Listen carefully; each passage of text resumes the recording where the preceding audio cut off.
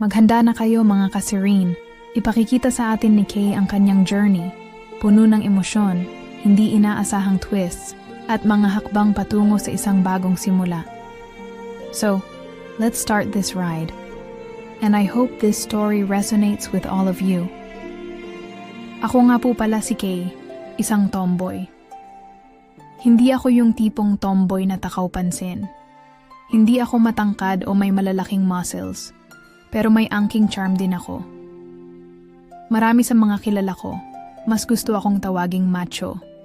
Kasi nga, hindi ako nagmamalinis sa pag-ibig. Dito sa mundo ko, lahat ng nararamdaman ko ay hindi ko na kailangan itago.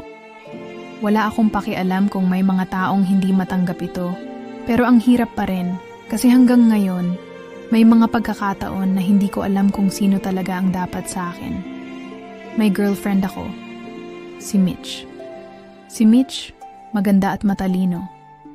Kung tatanungin mo siya kung ano ang mga pangarap niya, sigurado akong marami siyang sagot. Magaling siya magplano at tuwing magkakasama kami, parang hindi ko kayang magpahinga. Lagi kong iniisip kung kaya ko bang sumabay sa pangarap niyang gusto. Minsan, feeling ko siya ang may mas malaking pangarap para sa amin. At ako, parang ang hirap magbigay ng sagot kung saan ako patungo. Sa mga simpleng bagay, magkaiba kami ng opinyon, pati na rin sa mga bagay na hindi ko naman talaga kailangang isalaysay. Minsan, naiisip ko kung ano ang nangyayari sa relasyon namin. Oo, nagsimula kami sa masaya, pero habang tumatagal, parang ang daming bagay na hindi na namin napag-uusapan ng maayos. Nakakapagod, at syempre, hindi ko rin maiwasang magtampo. Ang daming bagay na lumulutang sa hangin. Mga hindi pagkakasunduan, hindi rin maiiwasan ang pagkatalo sa sarili mo. Kaya nga siguro dumating kami sa puntong hindi kami nagkakasundo. At doon ko naisip na baka hindi na kami pareho ng direksyon. Isang gabing ako'y naglalakad sa harap ng isang bar sa Laguna. Hindi ko alam na doon magsisimula ang isang bagay na magpapabago sa buhay ko. Hindi ko siya kilala. Hindi ko siya inaasahan. Si Darren, isang lalaki na may kakayahang magbukas ng mundo ko sa mga hindi ko pa nararanasan. Mataas, maganda ang katawan, at hindi ko alam kung bakit ang taas ng tingin niya sa sarili. Ang mga mata niya, parang may kung anong misteryo na nagpapaakit sa akin. Hindi ko akalain na isang hindi planadong pagkikita ay magiging simula ng isang alon sa puso ko. Pumasok ako sa bar at nandyan si Darren. Hindi ko siya kilala noon, pero may naramdaman akong hindi ko maipaliwanag. Parang may magnetismong bumangon sa pagitan namin. Hindi ko alam kung bakit, pero parang may kuryente na dumaan sa katawan ko. At mula doon, nagsimula kaming mag-usap. Wala namang special na nangyari, kundi yung pagkikita lang namin. Pero ang mga usapan namin, ang saya lang. Masaya siya at parang ang gaan niyang kausap. Hindi ko inisip na magka-interest ako sa kanya kasi may girlfriend naman ako. Pero may mga bagay na hindi ko kayang itago. Nang magkasama kami ni Darren, may mga sandaling hindi ko na naiwasang mag-isip. Bakit nga ba hindi ko kayang pigilan ang nararamdaman ko? Parang may luhang hindi ko alam kung saan ko itatago. Para akong naglalaro sa dalawang mundo. Ang mundo ko kay Mitch at ang mundo ko kay Darren. Hindi ko alam kung anong nangyayari sa sarili ko. Gusto ko sanang maging tapat kay Mitch. Pero si Darren, parang hindi ko kayang alisin sa isip ko. Hindi ko pa nga alam kung paano kami magtatagpo ulit. Pero ang pagkikita namin, hindi ko makakalimutan. At hindi ko rin alam, si Mitch, habang ako'y nagkakaroon ng kalituhan, ay may mga nararamdaman na rin na hindi ko alam. Minsan madalas siyang magtampo, magtulungan kami sa mga maliliit na bagay. Pero sa totoo lang, sa mga ganitong pagkakataon, mas nagiging maligaya ako sa mga sandaling kasama ko si Darren. Hindi ko alam kung tama ba ang nararamdaman ko. Wala pa akong lakas ng loob para sabihing may ibang bagay na nagbago. Hanggang sa isang gabi, nag-away kami ni Mitch at parang hindi ko na kayang ayusin pa. Ang tanong ko lang, hanggang saan ba ako kay Mitch? Hanggang kailan ko kayang balansehin ang nararamdaman ko para kay Darren at si Mitch na kasama ko sa buhay ko? Hindi ko pa alam kung ano ang magiging epekto ng mga gabing iyon sa buhay ko. Isa lang ang sigurado ko. Si Mitch, si Darren, at ako ay may malalim na koneksyon na hindi ko alam kung paano haharapin. Ang mga nararamdaman ko ay hindi ko pa kayang pangalanan. Kung paano ako tutuloy sa mga susunod na araw at kung paano ko hahayaan ang mga nararamdaman ko na magtulungan upang makagawa ng desisyon na hindi ko kayang ipaliwanag ngayon. Bago ko simulan ang kwento ko, gusto ko munang linawin. Ang mga nangyayari sa buhay ko, hindi ko rin alam kung paano magsisimula at kung paano tatapusin. Ang mga emosyon ko kay Mitch at kay Darren, parang pagsabog ng alon sa dagat na hindi ko kayang kontrolin. Ang hirap magtago ng nararamdaman, lalo na kung naguguluhan ka na. Pero heto ako, sinusubukang umusad sa buhay. Kahit na may mga tanong na parang walang kasagutan. Nasa isang maliit na kanto kami ni Mitch. Parang nauubos na ang mga oras namin. Kung tatanungin mo ako, sabay-sabay kami nagsimula ng magkasama. Pero ngayon, feeling ko parang ang hirap magkasundo. Si Mitch madalas magtampo. Hindi ko na alam kung anong klaseng pagmamahal ang meron kami. Dati, ang saya ng bawat araw. Pero ngayon, halos hindi kami magkasunduan kahit sa mga maliliit na bagay. Nandyan pa rin yung pakiramdam na gusto ko siyang makasama. Pero sa totoo lang, may mga sandali na parang hindi ko na siya kilala. Lately, iniwasan ko siya. Masakit man, pero parang kailangan ko munang lumayo. Hindi ko kayang makita siya sa mga pagkakataong hindi ko pa alam kung anong nararamdaman ko. Ang hirap ng magmukhang matatag kung sa loob ng puso mo, punong-puno ka ng kalituhan. Kaya, nagdesisyon akong maglaan ng oras para sa sarili ko at maghanap ng sagot sa mga tanong na hindi ko pa masagot. Isang gabi, naglakad ako sa kahabaan ng Laguna. Nagpunta ako sa bar tulad ng mga dati. Hindi ko alam kung anong naghihintay sa akin. Nakaupo ako sa isang sulok, humihigop ng beer, at nagmamasid sa paligid.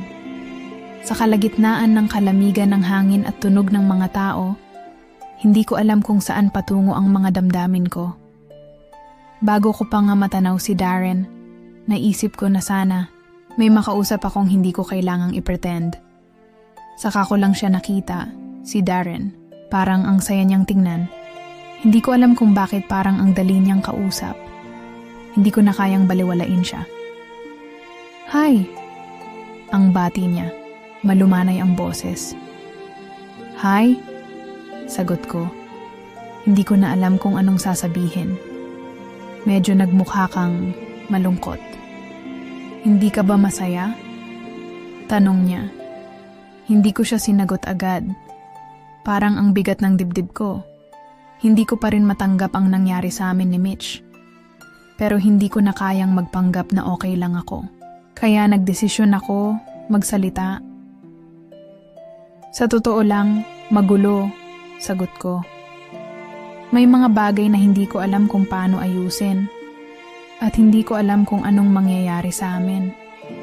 Ako at siya, nagkakasalungatan kami. Natahimik si Darren at tumingin sa akin. Nagkatinginan kami at parang nagkaroon kami ng koneksyon. Minsan, kailangan mong tanggapin na may mga bagay na hindi mo kontrolado. Sabi niya. Pwede, sagot ko. Pero ang hirap. Gusto ko pa rin na maayos kami. Tumango. Siya. I understand, siguro minsan hindi kailangan magmadali. Huwag mong gawing malaki yung problema. Mahirap yun. Lahat ng bagay may tamang panahon. Parang ang gaan ng pakiramdam ko habang kausap ko siya. Parang hindi ako kailangan magpaliwanag ng sobra. Hindi ko kailangang magsinungaling para mapakita ang nararamdaman ko. Hindi ko alam kung bakit. Pero kay Darren, parang mas madali akong magbukas. Pero, nagpatuloy siya. Kung may gusto kang sabihin, okay lang. Ang importante, maintindihan mo muna yung nararamdaman mo bago mo gawin yung mga susunod na hakbang. Yun na nga, parang bumukas ang isipan ko. Ang simple lang ng sinabi niya, pero malaki ang epekto sa akin. Sa isang iglap, naisip ko na hindi ko kailangang magmadali sa lahat ng bagay. Hindi ko kailangang magtago o magpanggap na masaya kung hindi naman. Hindi ko kailangang magdesisyon na mag-isa. At kahit si Mitch, hindi ko siya kailangang pilitin na magbago. Bumalik ako sa aking mga iniisip, si Mitch, si Darren, ang relasyon namin, ang kalituhan ko. Pero sa pagkakataong iyon, parang medyo nalinawan ang lahat. Hindi ko na kailangang magpanggap na okay ako. Hindi ko na kailangang magmadali sa lahat ng bagay. Pero kailangan kong malaman kung anong nararamdaman ko. Bumangon kami ni Darren at naglakad kami palabas ng bar. Nag-usap kami ng mas matagal tungkol sa mga simpleng bagay at tungkol sa buhay. Hindi ko alam kung anong mangyayari sa amin. Pero sa gabing yon, naramdaman ko na may mga pagkakataon na hindi ko kayang planuhin ang lahat. Baka nga, kailangan ko lang maghintay ng tamang panahon. Hindi ko alam kung paano nagsimula. Pero sa mga susunod na araw, nagpatuloy ang mga pagkakataong magkasama kami ni Darren. Kung tatanungin mo ako kung anong klaseng relasyon kami, hindi ko alam ang isasagot ko. Pero sigurado akong may nararamdaman, akong kakaiba. Hindi ko kayang itago at hindi ko kayang ipagkaila na masaya akong kasama siya. Hindi ko rin maipaliwanag kung bakit, pero habang magkasama kami, parang ang saya ko. Walang kaba, walang pag-aalala. Minsan, magkasama kami sa mga simpleng lakad, kumain, uminom, mag-usap. Pero may mga sandali na parang lumalalim ang mga usapan. Hindi ko inisip na magiging ganito ang lahat, na parang madadala ako sa lahat ng nangyayari. Dahil sa mga simpleng kwento, natutunan ko ring magbukas. Si Darren, hindi siya mahirap kausap, hindi siya nangangailangan ng masyadong pagpapaliwanag. Parang nagiging natural lang lahat ng bagay. At habang lumilipas ang mga araw, mas nakakaramdam ako ng koneksyon. Isang gabi, nang magkasama kami, umupo kami sa isang tabi ng bar. Malalim na ang gabi, halos wala ng ibang tao. It was just the two of us.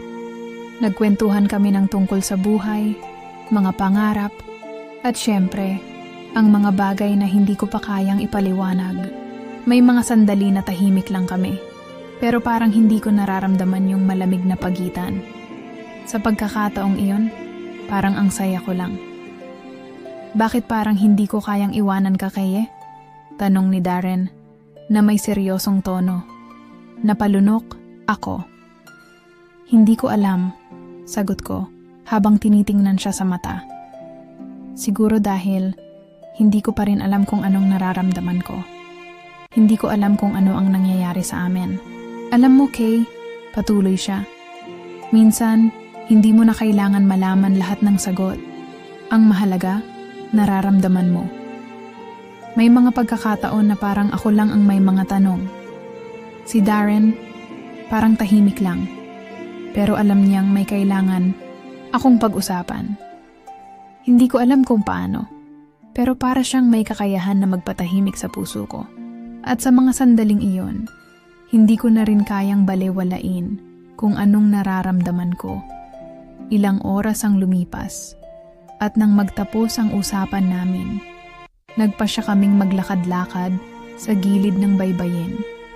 Ang hangin, malamig, at ang mga ilaw ng kalsada ay parang nagbigay ng kakaibang ambience. Para bang ang bawat hakbang ko Unti-unting nagsasabi ng mga hindi ko pa kayang tanggapin. Pero nang magkatabi kami, alam ko na parang may sumisilip na mas malalim na pagkakakilanlan sa amin. Parang may isang bahagi ng akin na gustong magbukas. At parang si Darren lang ang makakapagpaliwanag sa lahat. Dumating kami sa isang tahimik na sulok at naramdaman ko na parang nagiging mas intimate na ang lahat. Nakatayo kami roon at sa isang iglap, nagharap kami. Hindi ko alam kung anong sumapantaha sa akin, pero bigla na lang akong lumapit sa kanya. Ang kamay ko, hindi ko na kayang pigilan. Niyakap ko siya. Darren, sabi ko, ang boses ko parang may pagkawalang lakas. I don't know what I'm feeling. Si Darren hindi siya nagsalita agad. Para siyang nag-iisip, pero hindi siya umiwas. Ang mga mata niya, puno ng malasakit, at naramdaman ko na may hinahanap siyang sagot na siguro hindi ko pa kayang ibigay. Then, unti-unting inangat niya ang mukha ko. Hindi mo kailangang magsalita, Kay. I understand. Sa kanya, ako hinalikan sa labi. Hindi ko alam kung bakit, pero sa mga oras na yon, parang lahat ng alalahanin ko nawawala. Ang mga problema ko kay Mitch. Ang mga tanong ko tungkol sa nararamdaman ko. Lahat nawala sa isang halik. Habang magkalapat ang mga labi namin, parang ang init ng katawan ko. Hindi ko na kayang itago ang nararamdaman ko. Sa mga sandaling iyon, lahat ng hindi ko maintindihan ay parang nauwala. Wala akong pakialam kung anong mangyayari sa mga susunod na araw. Ang mahalaga, nandyan si Darren. At sa gabing iyon, siya ang mundo ko. Naghiwalay ang mga labi namin at tinitigan niya ako. Medyo hiningal. Are you okay? Tanong niya. Ang boses niya tahimik. Oo, okay lang ako, sagot ko. Medyo magulo pa ang isip. Hindi ko pa rin alam kung ano ang eksaktong nangyari. Pero alam ko na may malalim na koneksyon na naganap sa amin. Walang pressure, dagdag pa niya. Take it slow. Kung ano man ang nararamdaman mo, okay lang. Hindi ko minamadali. Napahinga, ako ng malalim. Hindi ko alam kung anong susunod na mangyayari, pero sigurado ako sa isang bagay. Hindi ko na kayang balewalain kung anong nararamdaman ko para kay Darren. Ang tanong ko na lang, paano ko ipaliwanag ang lahat ng ito? Hindi ko alam kung paano ko sisimula ng kwento ng mga sumunod na araw. After ng gabi na iyon kay Darren, nagbago ang lahat. Kung noon medyo nahihirapan ako magdesisyon, ngayon, mas lalo akong nalilito. Naging magulo ang mga araw ko, ang mga tanong sa puso ko, at ang mga nararamdaman ko kay Mitch. Parang mas lalong nagulo. Pumunta ako sa trabaho kinaumagahan, pero ang isip ko, hindi mapakali. Laging bumabalik sa akin ang mga sandali kasama si Darren. Hindi ko naman siya pinipilit na magustuhan, pero hindi ko na kayang itanggi. May kakaibang saya na dulot siya, kahit na hindi ko pa rin alam kung anong magiging kinabukasan namin. Parang hindi ko kayang mawala siya sa buhay ko. Pero si Mitch, hindi ko kayang kalimutan siya agad. Magkasama kami ng matagal, at hindi ko pwedeng gawing biro ang lahat ng pinagsamahan namin. Kaso, paano kung pareho ko silang nasaktan? Pag-uwi ko ng bahay, wala si Mitch. Baka nasa trabaho pa siya o may lakad. Walang tao, at sa mga oras na yon, mas lalo ko pang nararamdaman yung bigat ng pakiramdam ko. Hindi ko alam kung anong dapat kong gawin. Nag-text ako kay Darren, kahit na hindi ko alam kung anong isusulat ko. Hi Darren, gusto ko lang sanang makipag-usap. Pagkalipas ng ilang minuto, nakatanggap ako ng reply. Sure, Kay. Let me know kung saan at kailan. Tahimik lang akong naghintay. Kung may nararamdaman ako kay Darren, Hindi ko rin kayang alisin ang nararamdaman ko kay Mitch. Ang hirap magdesisyon. Ang hirap tanggapin na may mga bagay na hindi mo kayang kontrolin. Nakaupo ako sa sofa, nag-iisip ng kung anong pwede kong gawin. Habang iniisip ko yon, dumating si Mitch. Hindi ko na siya nasabayan sa pagpasok. Hapit na ang mga mata niyang naglalabas ng pagkainis, parang may matinding nararamdaman. Nagkatinginan kami, at kahit natahimik lang, parang alam ko na may nangyaring hindi maganda. Anong nangyari, Kay? Bakit parang may nangyaring hindi ko alam? Tanong niya. Hindi tinatago ang inis. Hindi ko alam kung anong sasabihin ko. Hindi ko kayang magsinungaling, kaya nagdesisyon akong magsalita. Mitch, may nangyari. Nakilala ko si Darren at may nararamdaman akong hindi ko maipaliwanag. Nagkibit balikat siya at umupo sa tabi ko. Kaya, hindi ko alam kung anong klaseng laro to. Pero para sa akin, kung may nararamdaman ka sa kanya, okay lang.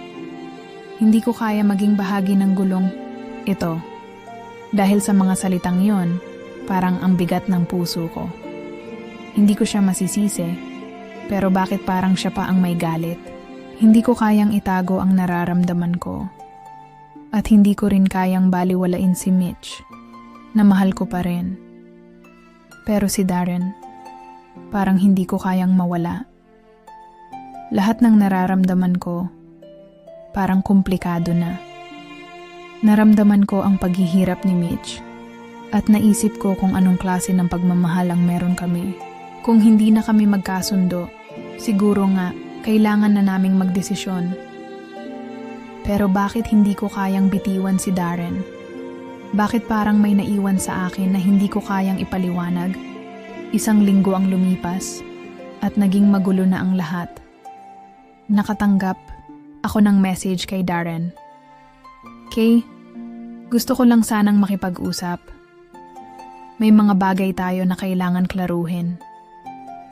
Kaya nagkita kami. Pumunta kami sa isang cafe sa tabi ng bayan, malayo sa abala ng mga tao. Nang dumating ako, nandoon na siya, nakaupo sa isang sulok, tahimik. Pagdating ko, hindi siya agad nagsalita, pero ang mga mata niya parang puno ng tanong. Bakit parang malungkot ka, Kaye? Tanong niya. Malumanay ang boses. Hindi ko na kayang pigilan ang mga luha ko. Hindi ko alam kung anong nangyayari sa buhay ko, Darren. Si Mitch at ikaw, ang hirap. Habang nagsasalita ako, parang bumigat ang dibdib ko. Hindi ko kayang masaktan ng kahit sino sa inyo, pero parang hindi ko rin kayang pigilan ang nararamdaman ko. Tahimik lang siyang nakinig at hindi niya ako pinigilan. Nang magtagal, siya na ang unang nagsalita. Kay, hindi ko gusto na maging dahilan ng iyong kalituhan. Gusto ko lang na maging ikaw at para maging masaya ka. Kung kailangan mo ng panahon para magdesisyon, okay lang. Hinawakan niya ang kamay ko at sa mga sandaling iyon, parang may lumuwag sa aking dibdib. Hindi ko minamadali ang lahat. Pero sana, magawan mo ng tamang desisyon ang nararamdaman mo. Nagkatinginan kami at nanatili kami roon ng ilang minuto. Hindi nagsasalita. Pero parang ang bawat saglit ng katahimikan, punong-puno ng mga hindi kayang sabihin. Nakapikit ako habang nakahiga sa kama. Ang mga ilaw sa labas ay nagsisilbing tanging liwanag sa madilim na silid ko. Hindi ko na kayang patagilid ang mga mata ko. Maraming bagay ang gumugulo sa isip ko. Si Mitch, si Darren, at ang sarili ko. Hindi ko alam kung anong klase ng desisyon ang kailangan kong gawin. Hindi ko kayang balewalain ang nararamdaman ko para kay Darren. Pero si Mitch, hindi ko kayang iwan. Pareho silang may mahalaga sa buhay ko at parehong may matinding epekto sa aking puso. Nag-isip ako ng matagal bago ko naisip na kailangan ko magpaliwanag kay Mitch. Hindi na pwedeng magpatuloy ito ng ganito. Kung anuman ang mangyari, kailangan ko siyang harapin. Kung gusto ko siyang pangalagaan, kailangan ko maging tapat sa kanya. Minsan, ang tapat na pagmamahal ay hindi nakakapagpabigat ng pakiramdam, kundi nakakapagpahinga ng isip. Kailangan ko nang alisin ang mga tanong sa isip ko. Sa huling pagkakataon, napagpasyahan ko na makipagkita kay Mitch. Nais ko ng pagkakataon na magsalita at magsabi ng totoo. Kung saan man kami patungo, kailangan ko itong tanggapin. Kung kailangang iwan si Darren para kay Mitch, o kung iwan ko na ang lahat ng nararamdaman ko para kay Mitch, kailangan ko itong gawin para makapag-move on. Pinili ko ang isang simpleng cafe shop sa tabi ng daan. Nakita ko si Mitch na nakaupo sa isang tabi. Tahimik, nag-aantay. Ang itsura niya, parang may iniintindi na mabigat. Nang makita ko siya, may pagkabigla akong naramdaman. Hindi ko alam kung anong sasabihin ko sa kanya, pero alam kong kailangan ko siyang tingnan sa mata at magsabi ng totoo. Lapit ako sa kanya, at bago ako makaupo, sumulyap siya sa akin. Ang mga mata niya, puno ng kalituhan. Hindi ko na siya tinanong kung anong nangyari. Alam ko na siya ang may sakit na nararamdaman. Mitch, ang una kong sinabi. Ang boses ko ay mabigat. Kailangan ko ng pagkakataon para magpaliwanag. Tinitigan niya ako ng mahabang oras bago siya nagsalita. Kay, sabi niya, hindi ko alam kung ano ang nararamdaman ko. Pero kung may nararamdaman ka para kay Darren, okay lang, Kay. Wala akong karapatang pigilan ka. Pero sana naman, hindi mo ipagpalit ang pagmamahal ko. Mabilis ang tibok ng puso ko. Ipinagpapasalamat ko na si Mitch ang unang nagsalita. Pero sa mga salitang iyon, pakiramdam ko na sinaktan ko siya. Mitch, hindi ko kayang mawala ka. Pero, ang totoo, may nararamdaman ako kay Darren. Hindi ko rin kayang tanggalin ang nararamdaman ko. At hindi ko na kayang itago pa. Nag-alis siya ng tingin mula sa akin at tumingin sa kanyang kape. Alam kong may sakit siya. Hindi siya umiiyak, pero ang kanyang mata, puno ng sakit na hindi ko kayang alisin. Alam ko na, sabi niya, kaya ko tanggapin, Kay. Hindi ko naman ikaw ipipilit kung hindi ka na masaya sa akin. Sa mga salitang iyon, parang binasag ang puso ko. Gusto ko siyang yakapin, ngunit hindi ko alam kung anong klaseng yakap ang ibibigay ko. Alam ko na pareho kaming nasaktan. Kung may nararamdaman ako kay Darren, mahal ko pa rin siya. At kung may nararamdaman si Mitch sa akin, hindi ko alam kung anong mangyayari sa amin. Hindi ko na kayang patagilid ang lahat ng mga katanungan na umaabot sa aking mga puso. Mitch, sabi ko, mahal kita. Hindi ko ito minamadali. Pero si Darren, gusto ko siyang makilala pa. Hindi ko alam kung anong mangyayari sa amin, pero kung ano man ang resulta, sana maging okay tayo. Nagpahid siya ng mata, at sa mga sandaling iyon, alam ko na pareho kami ng nararamdaman. Tulad ng pagkagulo ko, siya rin ay naguguluhan. I hope you find what you're looking for, Kay. Sagot ni Mitch. Mahal kita, pero kung hindi na tayo, sana maging masaya ka. Napalunok ako at tahimik na nag-isip. Hindi ko na kayang iwan siya ng ganoon, pero ang pagmamahal ko kay Darren ay hindi ko kayang tanggalin. Kaya't nagdesisyon ako magkaroon ng panahon para mag-isip. Hindi ko kayang magmadali. Ang puso ko, hindi ko kayang pagtakpan ang mga nararamdaman ko. Kung darating ang oras na ang tamang desisyon ay maghihiwalay kami ni Mitch, alam ko na kailangan kong tanggapin. Sa mga araw na sumunod, tumahimik na lang ako. Hindi ko alam kung anong mangyayari sa aming relasyon ni Mitch. Pero si Darren, hindi ko kayang bitawan. Hindi ko alam kung magiging kami, pero ayaw ko siyang mawala. Sa mga sumunod na linggo, kailangan ko ng panahon para mag-isip at magdesisyon. Hindi ko kayang magpanggap na kaya ko na, kung hindi ko pa nasasabi sa sarili ko ang katotohanan. Dahil sa mga nangyari sa mga nakaraang linggo, nahirapan akong magpatawad, lalo na sa sarili ko. Hindi ko alam kung paano ko matanggap ang lahat ng mga desisyon ko, pati na ang mga pagkakamali ko. Pero sa kabila ng lahat ng yon, natutunan ko na may mga bagay sa buhay na hindi mo talaga kayang kontrolin. Nandyan si Mitch, na hindi ko kayang ipagkait ang pagmamahal. Nandyan si Darren, na naging saksi sa mga unang hakbang ko patungo sa pagpapatawad at pagtanggap. Pareho silang naging mahalaga sa akin. Pero pareho ring nagbigay daan sa isang mas komplikadong emosyonal na paglalakbay. Hindi ko alam kung paano ko dapat balansehin ang dalawang bagay na ito. Pero alam ko at natutunan ko sa mga araw na yon na kailangan kong maglaan ng oras para sa sarili ko. Nagpasya akong umalis ng ilang araw.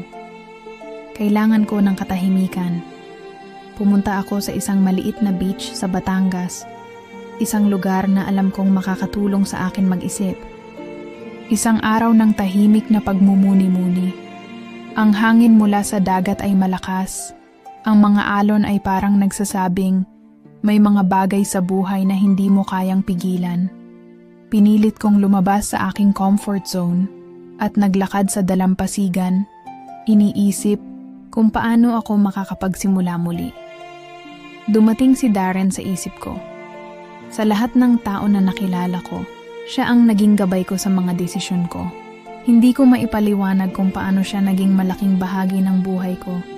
Ngunit alam ko na sa mga sumunod na araw, siya na ang naging punto ko ng pagbabalik loob sa mga bagay na mas mahalaga. Pero may tanong pa rin sa aking isipan.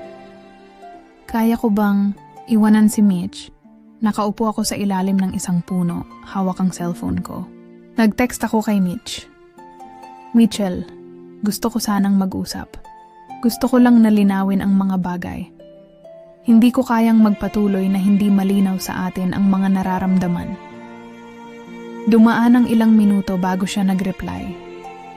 Parang ramdam ko ang bigat ng mga salitang magmumula sa kanya. Tinigil ko muna ang pagtingin sa cellphone at humarap sa dagat. Sa mga sandaling iyon, naisip ko kung anong klaseng relasyon ba talaga ang nais kong itaguyod. Hindi madali. Hindi ko kayang ipagkait sa sarili ko ang pagmamahal ko kay Mitch. Pero natutunan ko na ang pagmamahal ay hindi basta-basta. Nagpunta ako sa isang cafe sa tabi ng beach.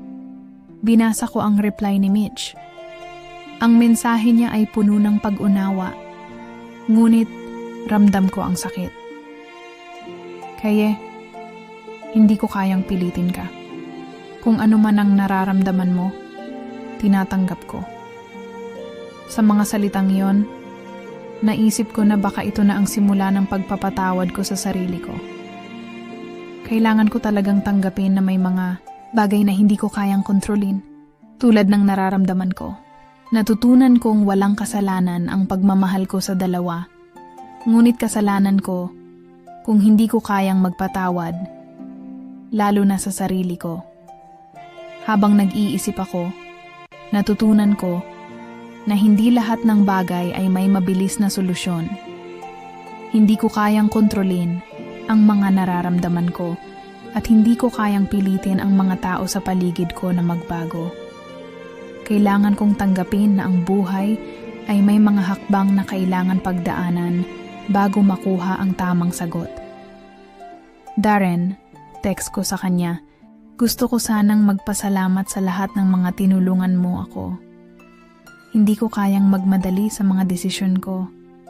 Pero sana maghintay ka, kailangan ko ng oras.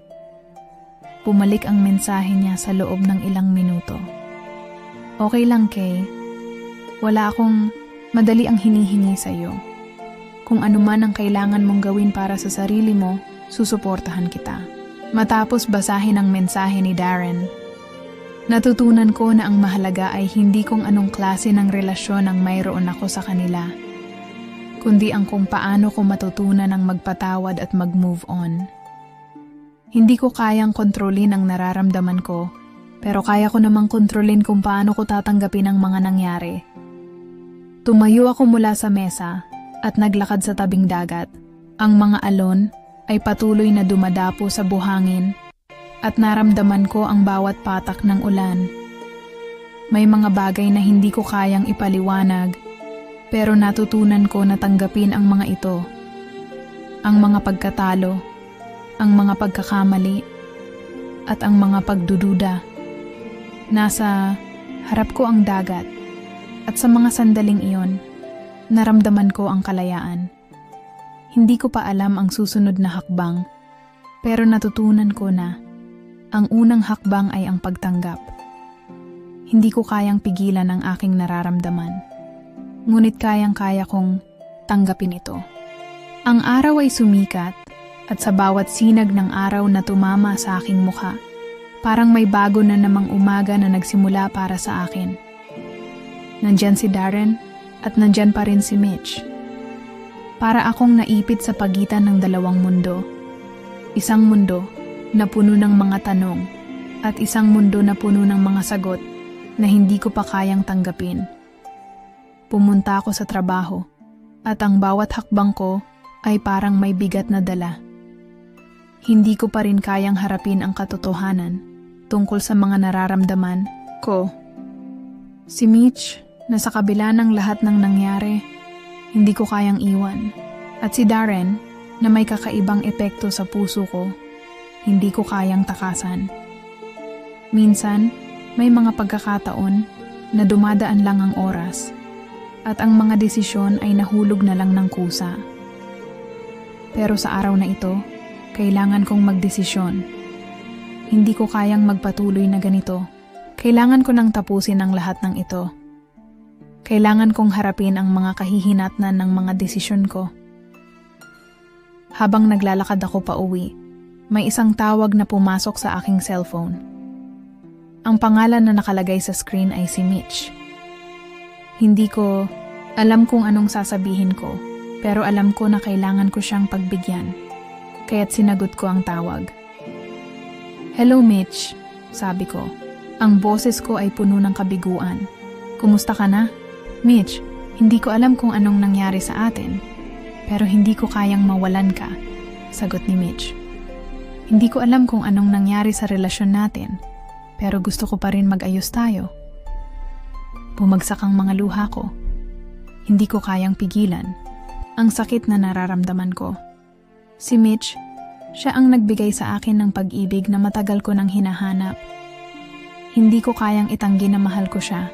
At si Darren, sa kabila ng lahat ng nangyari, naiintindihan ko na ang nararamdaman ko para sa kanya ay hindi pa rin kumpleto.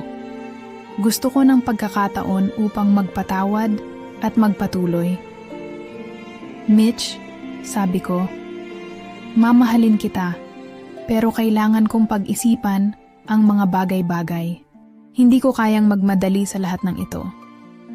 Huwag mong isipin na hindi kita mahal. Mahal kita, at hindi ko kayang mawalan ka." Matapos ang ilang saglit ng katahimikan, narinig ko siyang huminga ng malalim. "Kaye, naiintindihan ko. Hindi ko kayang pilitin ka. Mahal kita. At kung anuman ang mangyari, sana maging masaya ka." Ang mga salitang iyon ay nagbigay liwanag sa akin. Si Mitch, handa siyang tanggapin ang lahat ng pagkakamali ko. Naramdaman ko ang bigat na nawala sa puso ko, pero hindi ko pa rin kayang tumugon ng buo. Gusto ko pa rin ng pagkakataon upang mag-isip. Bumalik ako sa aking kwarto. Tahimik. Walang sino man ang nakakaramdam ng kalituhan ko. Hindi ko kayang sabihin kay Darren na siya ang aking piliin. At hindi ko kayang iwan si Mitch ng ganun-ganun lang. Kailangan ko ng oras.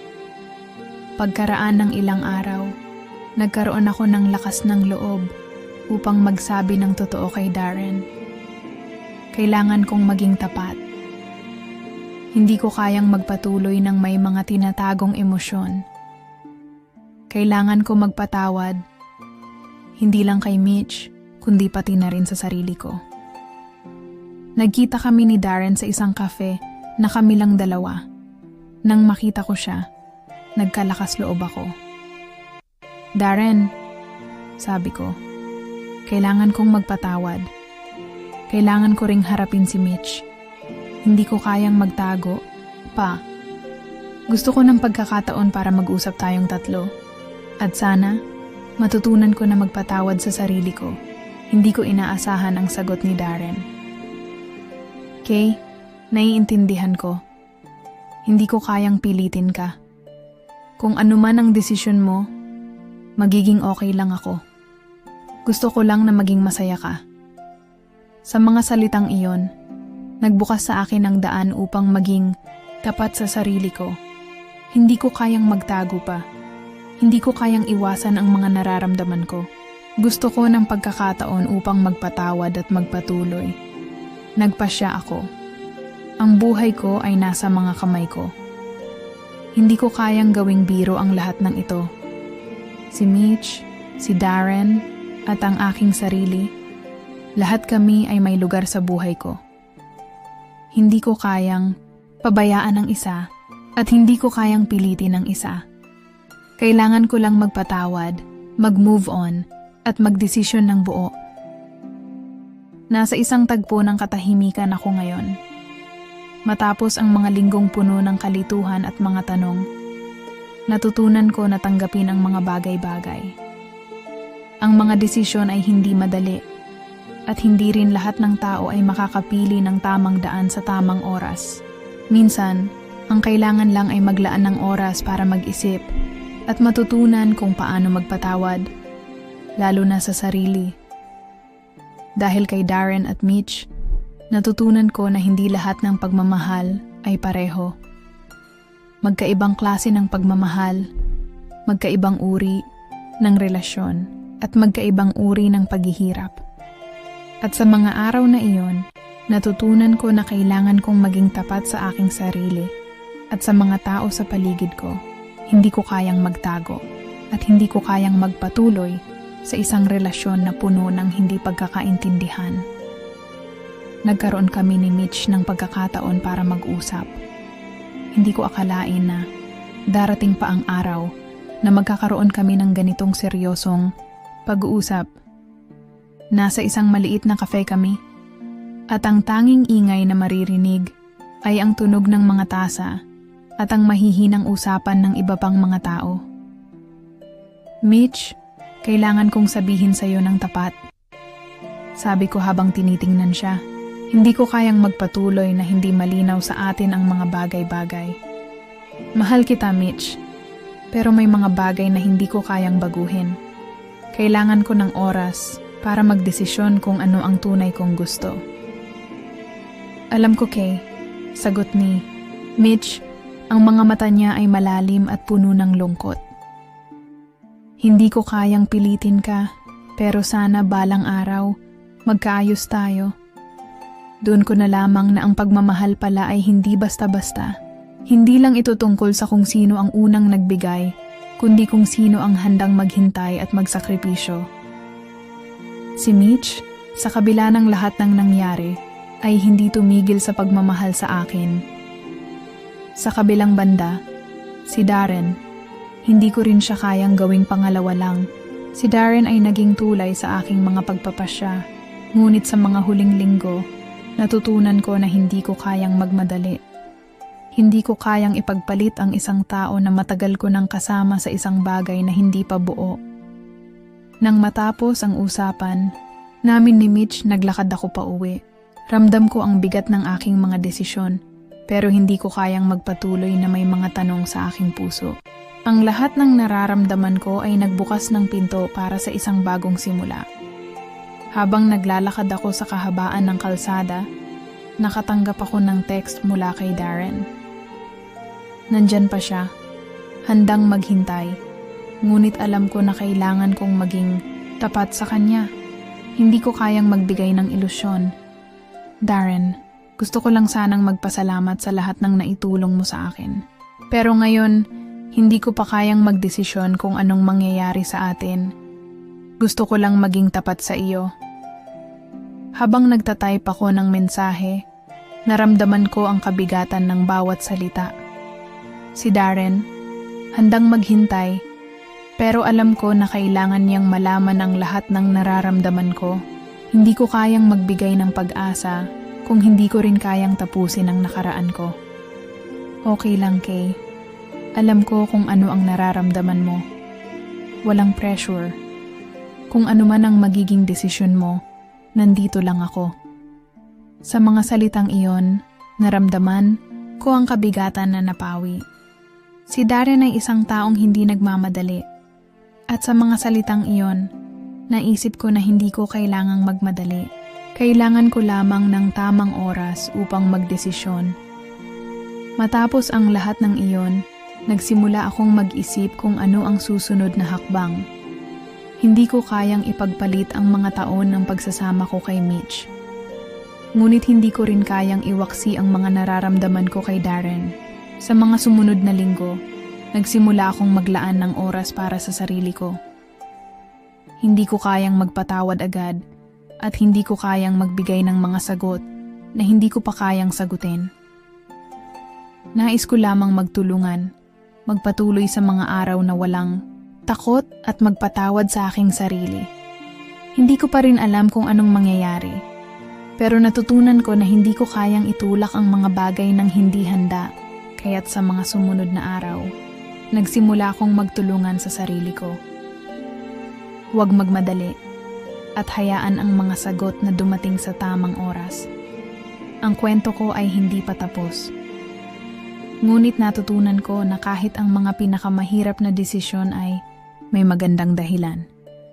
Hindi ko alam kung ano ang magiging kinalabasan, ngunit natutunan ko na ang buhay ay tungkol sa pagtanggap at pagpapatawad, lalo na sa sarili. Habang lumilipas ang mga araw, natutunan ko na hindi lahat ng kwento ay may madaling ending.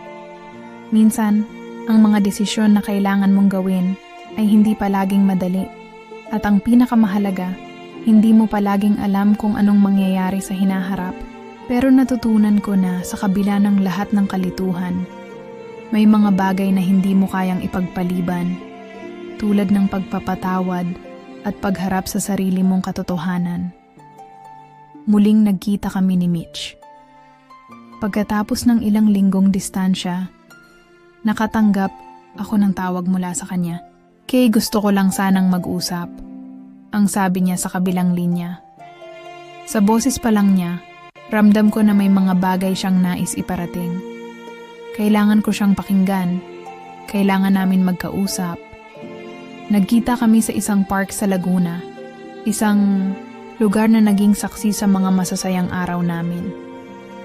Tahimik ang paligid, at ang amoy ng mga halaman ay nagbigay ng kapayapaan sa akin. Habang naglalakad kami sa ilalim ng puno, nagsimula siyang magsalita.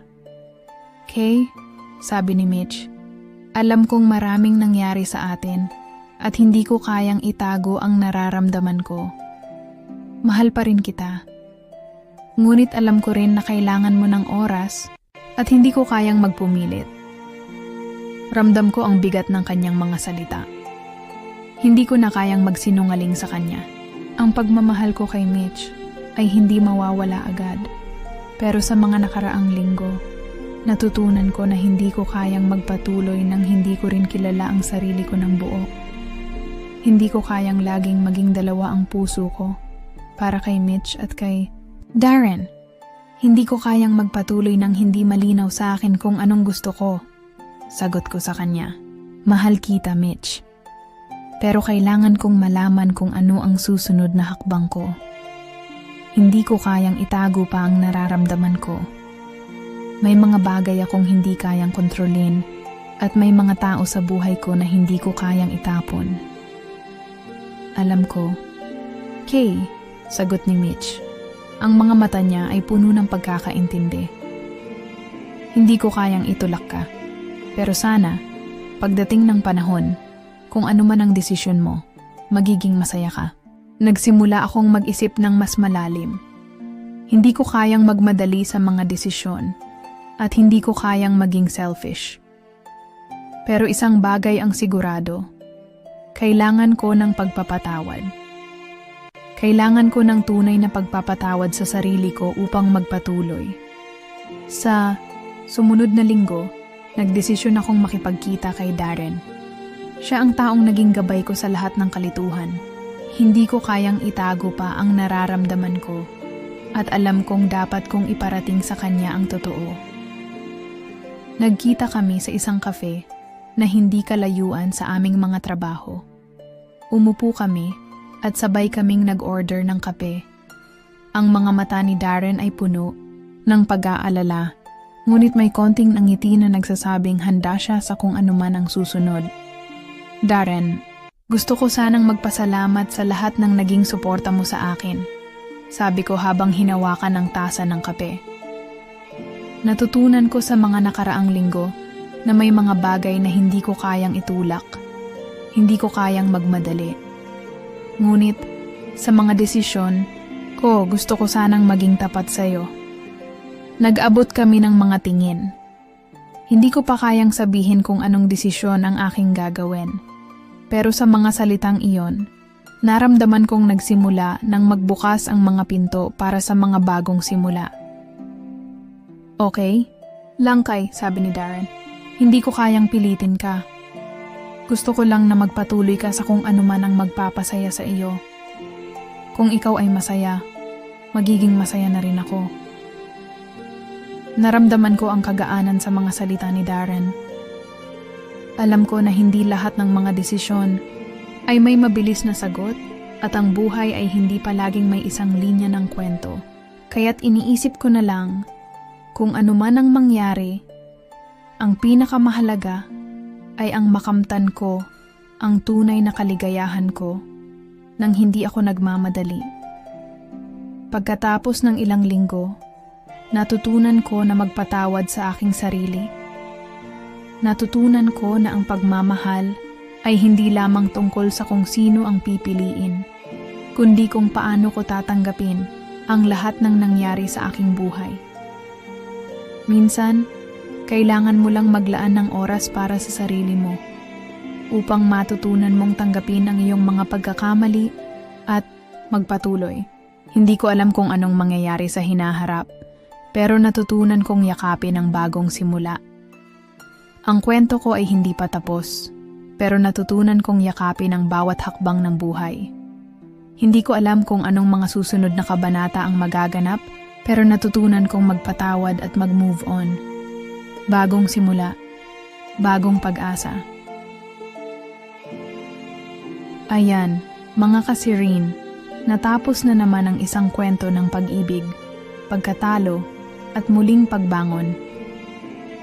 I hope na sa bawat bahagi ng kwento ni Kay, may nahanap kayong reflection ng inyong sariling journey. Walang madaling hakbang sa buhay, lalo na pagdating sa mga puso natin. Pero tulad ni Kay, natutunan natin na ang pinakamahalagang bahagi ng lahat ng ito ay ang pagtanggap sa sarili, sa mga nangyari, at sa mga bagong simula.